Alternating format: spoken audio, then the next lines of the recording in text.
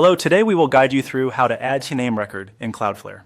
To begin, open Cloudflare and go to your account homepage.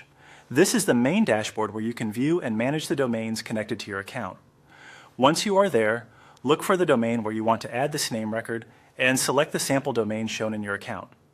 After opening the domain, move to the left-hand navigation menu and click on DNS.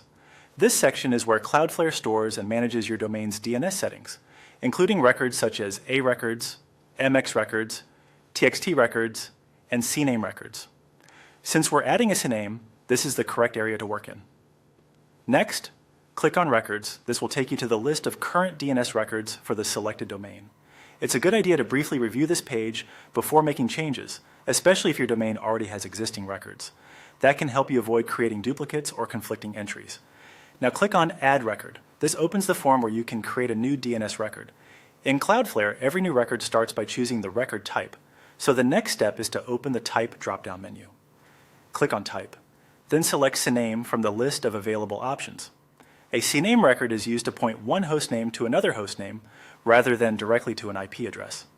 This is commonly used for subdomains such as www, blog, or app.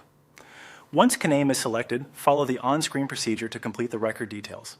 Cloudflare will prompt you to enter the required values, such as the hostname you want to create and the target hostname it should point to.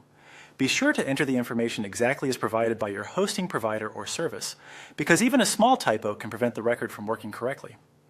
As you fill out the form, take a moment to double-check each field before saving. If Cloudflare shows additional settings, such as proxy status or TTL, follow the requirements shown on your screen or use the values recommended by the service you're connecting. When everything looks correct, save the record to apply the change. Keep in mind that DNS updates can sometimes take a little time to propagate, so the new CNAME record may not work instantly. And that's it. You've now gone through the process of adding a CNAME record in Cloudflare.